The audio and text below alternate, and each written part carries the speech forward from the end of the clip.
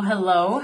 Alyssa Poggioli, Life Leadership Connection Coach. Today we have a juicy topic. It is number 4 of the 12 and a half ingredients that Gary Vaynerchuk recommends to be able to have success in life, business, leadership, and self-awareness. Today's emotion is optimism. Super juicy. Why? Because optimism is the hopefulness and confidence about the future or the successful outcome of something.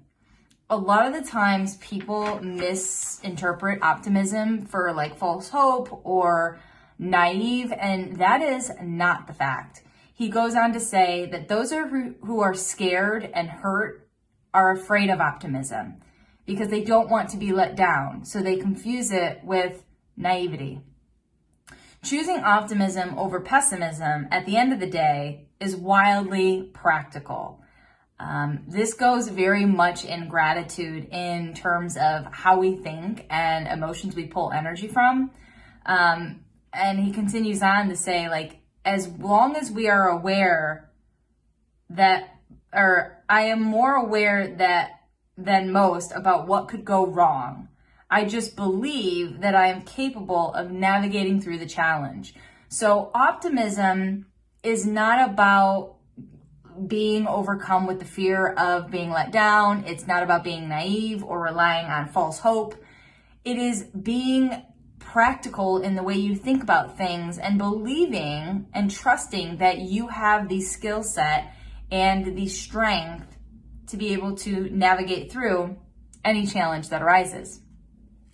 He also goes on to say that optimism is being thrilled about your next at-bat while acknowledging that you're not guaranteed to hit a home run. So it kind of pairs nicely with accountability and tenacity in the concept or the evolution that you're still willing to get up to bat. Granted, you know you're likely not going to hit a home run, but it is like putting that one step forward and getting in action. And believing that no matter what life throws at you, you're going to be able to get through it. He goes on to say, rewiring your emotions takes time. Start by surrounding yourself with optimistic people and limit interactions with people who drag you down mentally. Start to fill your ears with positivity 24/7, whether that's what you're reading, listening to, absorbing, because you become that in which you surround yourself with.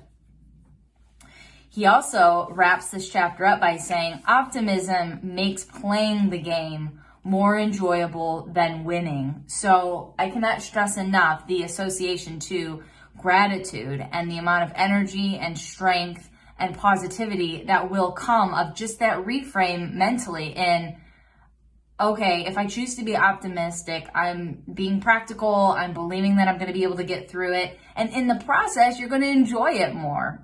You're going to enjoy playing more than winning, which as a competitive person, that's kind of hard to believe, but I believe it in this case. And then he says, optimism is the perfect teammate to tenacity, because tenacity is, that energy and that choice of continuing to move forward and enjoying it, while optimism is that belief. It's that willingness. If you have confidence in a positive outcome, and you pair optimism with tenacity, success has a better chance to come true and to be attainable. I told you, optimism, juicy. So, self-reflection time. What are you going to choose to think differently about? How can you up-level yourself in being able to be willing to enjoy playing versus winning? What are you attached to? Detach from it. What are you afraid of? Let it go. And just make that choice that whatever you're handed, you are going to get through. You will get through. Because that's part of the journey, right? All right. I'll see you next week. If you haven't caught the previous lessons, please go back, listen to them. These emotional ingredients are really helpful and impactful. I've noticed a difference in the last 5 weeks that I've been implementing it. So please do it. You won't regret it. I'll see you next week.